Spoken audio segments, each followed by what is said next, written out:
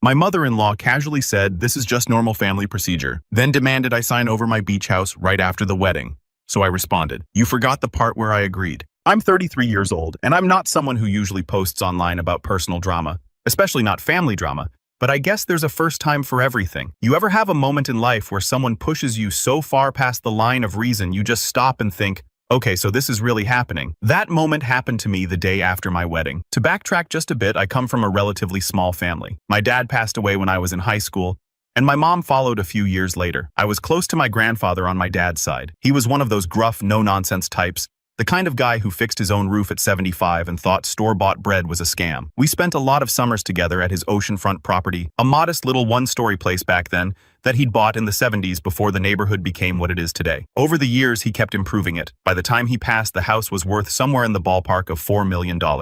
No mortgage, no debts, just the house, the view, and a small trust to keep the property taxes covered for a few decades. When he passed, he left the house to me. He didn't leave anything to my uncle or cousins, just me. He said in his words, "You're the only one who actually gave a damn about me when I was alive." I didn't contest it, and no one else really made noise about it. Maybe they assumed I'd sell it. I didn't. I kept the house, renovated it tastefully with the money he left, and used it as my quiet place away from everything. I never flaunted it. I barely even mentioned it. It felt like mine and his in a way, sacred. Fast forward to last year, I met someone. Her name is Amanda.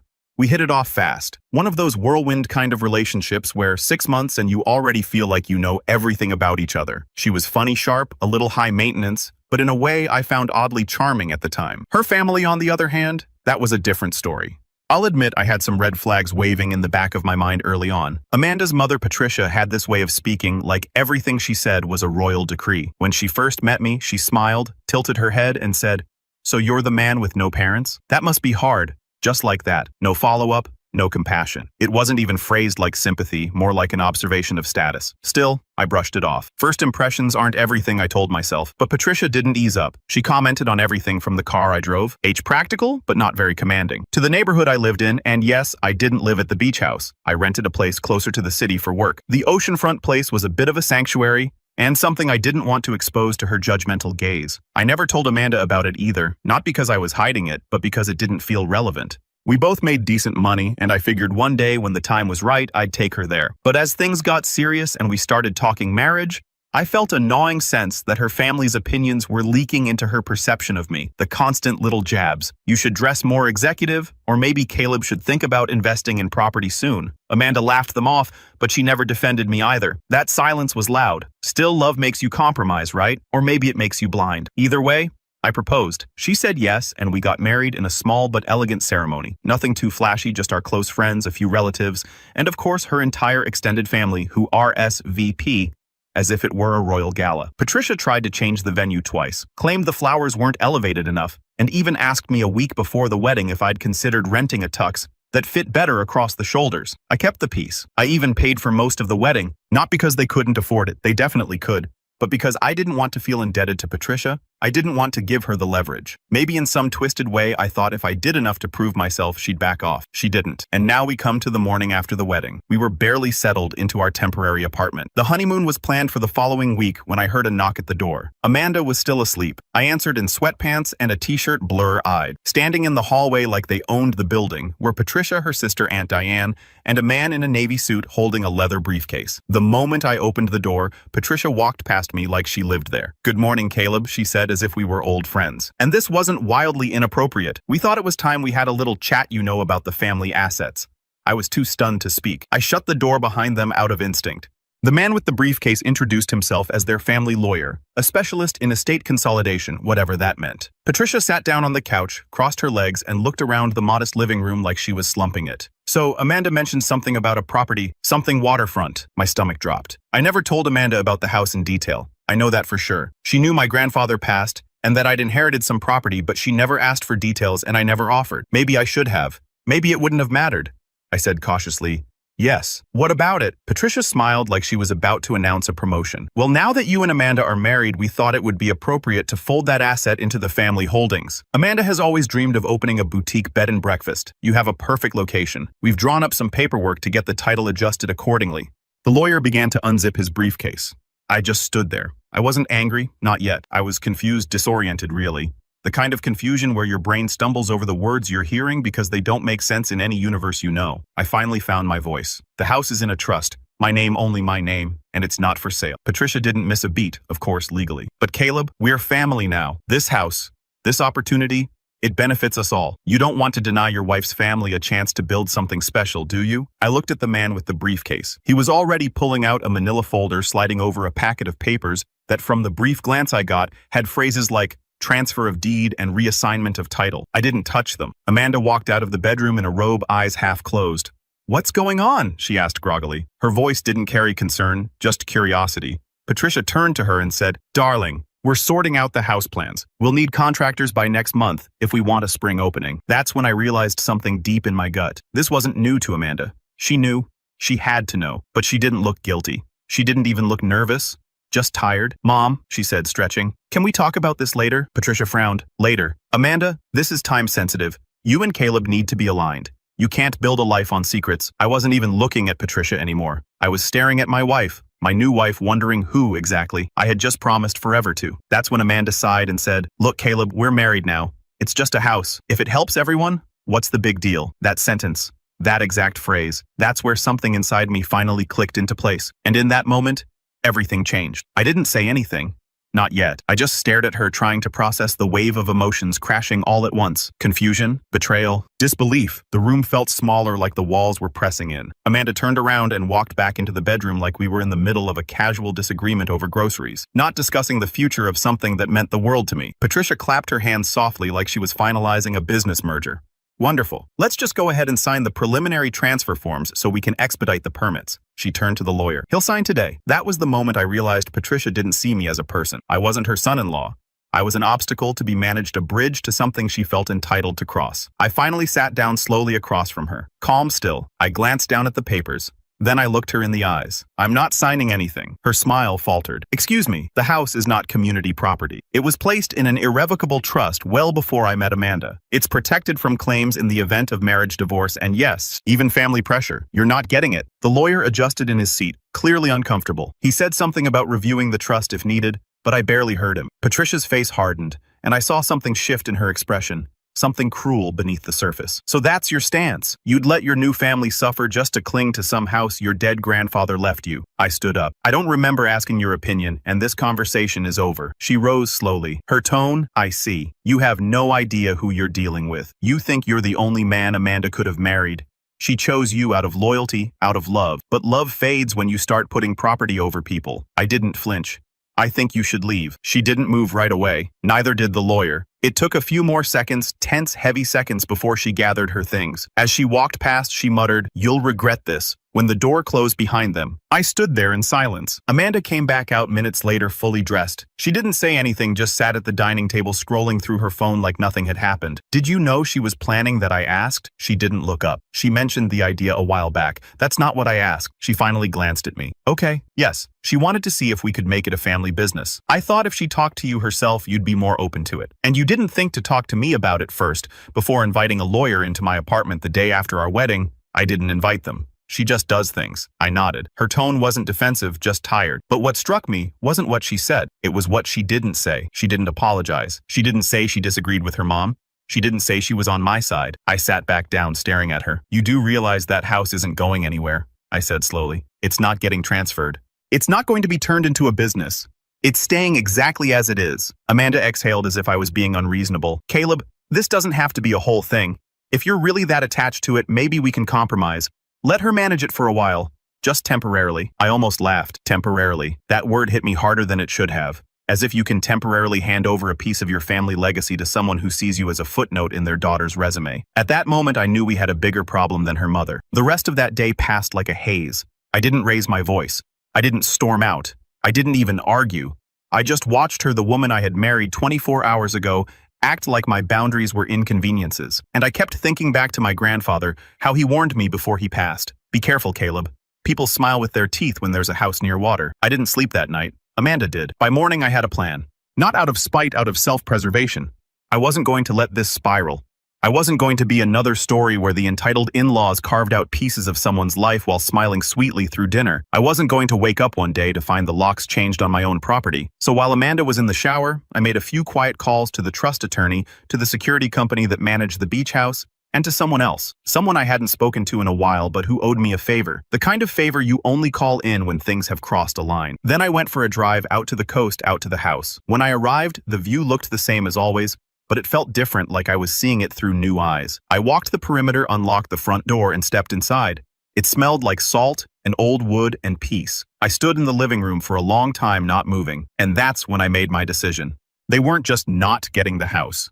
They were never going to step foot inside it again. But I wasn't going to scream. I wasn't going to fight. I was going to dismantle their plan piece by piece with every ounce of calm, calculated silence I had left. And by the time they realized what I had done, it would be far, far too late. I didn't go home that night. Instead, I stayed at the beach house. I turned off my phone. I needed time. I needed to be in a place where my thoughts were my own. No buzzing, no guilt tripping, no fake apologies or explanations wrapped in honeyed tones. Just the ocean, the quiet, and me. I stood out on the deck, with a blanket wrapped around my shoulders, watching the waves slam into the shore like they had something to say. My grandfather always said the sea had a memory, that it remembered who belonged. That night, I think it remembered me. The next morning, I drove into town and met with Michael Tran, the attorney who'd helped draft my grandfather's trust years ago. Sharp guy. He wore plain clothes and had a voice that didn't waste time. I explained what happened about the uninvited visit, the lawyer, the family business, and Amanda's reaction. He listened without interruption, only raising an eyebrow once when I mentioned the paperwork they tried to slip in. After I finished, he leaned back in his chair. You're safe legally. The house is protected under the trust,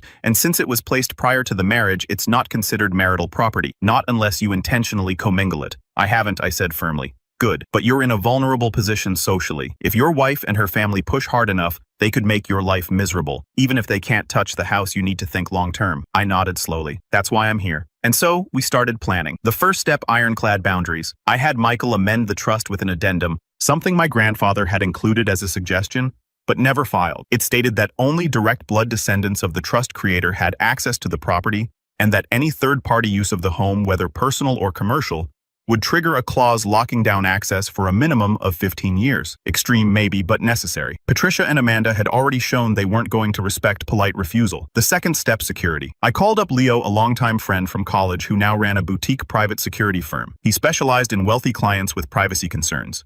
A few favors, and a hefty invoice later. The beach house was scheduled for a full overhaul. Discreet surveillance, electronic gate, biometric locks, the works. Leo didn't ask many questions, just said, "You expecting trouble?" "Not yet," I replied. "But I like to be early," he nodded. "We'll make sure nobody steps foot on that sand without your saying so." The third step, paperwork. So much paperwork. I filed for a temporary separation. Not a divorce, not yet. I didn't want Amanda or Patricia to catch wind of what I was doing. Not until I was ready. But the separation gave me room to move, to breathe, and to legally redirect my assets back into a separate account that only I controlled. No shared credit lines, no joint investments. Every dollar that had my name on it got quietly walked back into my corner. Then I packed up my things from the apartment when Amanda wasn't home. I didn't leave a note. I didn't return her texts. Not yet, because silence, I was learning, is its own kind of power. 2 days passed before I finally got a knock on the door of the beach house. I didn't answer. I watched from the window as Amanda stood at the gate squinting at the camera. She had a shopping bag in one hand and a frustrated look on her face. The gate didn't open. She knocked again, then rang the new intercom. "Caleb," she said, her voice echoing through the system. "This is ridiculous. Just let me in. We need to talk." I leaned against the wall and stayed quiet. A few seconds passed. She crossed her arms. "I know you're in there. You can't just ghost me like this. What are you even trying to prove?" Her voice wasn't angry. "Not yet. Just annoyed, like I was the unreasonable one." Then she tried again. "Look, I didn't mean to blindside you. I thought if Mom talked to you, you'd be more open-minded. She's just trying to help." I clenched my jaw. The word help tasted like vinegar. Amanda stood there for a few more minutes, then pulled out her phone. She paced a little, tried calling. I watched it buzz on my coffee table and didn't move. She finally gave up and walked away, muttering something I couldn't hear. I didn't sleep that night either, but not from anxiety. This time, it was clarity. The kind of clarity that comes from seeing people for who they really are when they think they already own you. The next day, Patricia called, blocked. Then Diane, blocked. Then Amanda again several times. She left one voicemail where her tone finally cracked. She wasn't calm anymore. "Caleb, this isn't a good look for you. You're acting paranoid. It's just a house. Why are you blowing up our whole marriage over a stupid house?" She didn't get it. It was never about the house. It was about control. It was about trust. It was about the fact that the moment things didn't align with their vision, they tried to muscle me into submission with papers, with lawyers, with guilt, but I wasn't going to break. A few days later, I finally agreed to meet Amanda for coffee in a public place. Neutral ground. No lawyers. No family, just us. When I walked into the cafe, she was already seated sipping something with oat milk and tapping her phone. She looked up and gave me a smile that I might have once found comforting. Now it felt rehearsed. I was starting to think you'd never show, she said. I almost didn't. I replied, sliding into the seat across from her. She wasted no time. Look, I know things got out of hand, but we're married. We need to figure this out like adults. That house. It's not worth blowing everything up over. There it was again. That house. I took a deep breath. Amanda, do you even realize what you did? You sent your mother and a lawyer to my door the day after our wedding to take something that's been in my family for generations, without asking, without even talking to me first. She was just trying to help me get started with something real. And I was supposed to sign it over like a birthday gift. She said nothing. Her jaw tightened slightly. I continued. I've taken steps. The house is locked down permanently. The trust has new terms. Legally speaking, no one but me can use it for any reason, personal or commercial. You won't ever see the inside of that house again. Her eyes narrowed. So that's it. You're punishing me because my mom had a bad idea. I laughed once. Amanda, it wasn't just her idea. You let it happen. And the worst part, you didn't even think you did anything wrong. She looked at me with a mix of frustration and disbelief, as if she couldn't understand how I'd gotten this far without seeing her side. Then her voice dropped, low, bitter. You know what I could have done better. That hurt more than it should have, but I nodded. You still can. Then I stood up. Her voice followed me as I walked out. You think you're untouchable because of that trust? You think this ends here? I didn't turn around because it didn't end there. It hadn't even begun. 3 weeks passed. In that time, Amanda tried every angle she could think of. First came the love-bombing texts, old photos of us, inside jokes, long messages about how we could rebuild, as if all of this had been a minor misunderstanding and not a coordinated grab at my family's legacy. When those didn't work, she pivoted to guilt. She sent voice notes in the middle of the night about how I was abandoning her, about how marriage means sacrifice, and how she felt blindsided that I wouldn't even try to fix things. I didn't reply. She wasn't sorry for what happened. She was sorry I didn't roll over. Then came the escalation. One morning, I received a formal notice requesting mediation. Amanda had filed for access to marital assets, arguing that the beach house, despite being protected, was part of our shared lifestyle and should at least be partially monetized during our separation. I smiled when I opened the envelope. She had no idea what she had walked into, because while Amanda and Patricia had been scheming for weeks, I had gone silent on purpose. And in that silence, I'd been documenting everything. I compiled every text, every voicemail, every time she admitted to knowing her mother had a plan. The security system at the beach house. It had logged her unsuccessful attempts to access the property 3 different times, twice using her sister's car, once on foot. She'd even tried to get in with a fake contractor ID. All of it I forwarded to my lawyer. And then quietly I filed not just for divorce, but for damages. See, the trust included a clause one my grandfather added after a previous ugly family fight decades ago that stated any attempt to seize profit from or misrepresent ownership of the estate would trigger a financial penalty. The trust would move the equivalent of 10% of its assets into a private legal defense fund, and the offender would be liable for those costs regardless of outcome. Amanda's request to monetize the house, it triggered that clause. The letter she got 2 days later was short, formal, and devastating. It stated that not only would she be receiving nothing from the trust, but that she now owed $183,000 in penalties, legal fees, and damages for breach of marital contract and attempted property misappropriation. She called me. I didn't answer. Patricia emailed me through her assistant, demanding that I reconsider and act like a man. I forwarded it directly to my lawyer. They tried a new tactic after that public shame. Amanda posted cryptic messages, online quotes about betrayal secrets in marriage, and even hinted that I had hidden assets from her for years. But she underestimated one thing. Her own friends didn't buy it. One of them even messaged me privately. She really thought she could just take your house. She told us you were stupid for not putting it in both names. That message screenshot is archived. Meanwhile, I focused on the life I actually wanted. I moved into the beach house full-time. I canceled all the wedding photos, returned every gift, and sent refunds to every guest who had contributed to the registry. I wrote a short note explaining why. I kept it civil, honest, and dignified. No drama, just the truth. Amanda was furious. She texted me, "You're ruining my reputation." I didn't reply because I wasn't ruining anything. I was revealing it. Eventually, she backed down. The legal pressure, the mounting costs, and the weight of a narrative she couldn't control finally wore her down. She withdrew her request. We signed the divorce papers. No spousal support, no settlement, no apology, just silence. Patricia never contacted me again. 6 months later, I hosted a small gathering at the beach house. Just a few friends, some quiet music, a little fire pit out by the water. No drama, no lawyers, no shadows. I stood on the porch that evening, drink in hand, watching the tide roll in, just like it always had. I thought of my grandfather. I thought of what he protected, and how I'd nearly let someone take it from me in the name of love. But love, real love, doesn't come with ultimatums or contracts or ambushes in your living room the morning after your wedding. It comes with honesty, with respect, with choosing someone because of who they are, not in spite of what they own. I still believe in that kind of love. But now I know the difference. And the next time I meet someone, I'll tell them about the house on day one. Not to impress them, but to see if they care too much. Because the ones who don't, they're the ones who belong. And this time, I'll make sure the gate stays closed until I'm absolutely sure who's on the other side.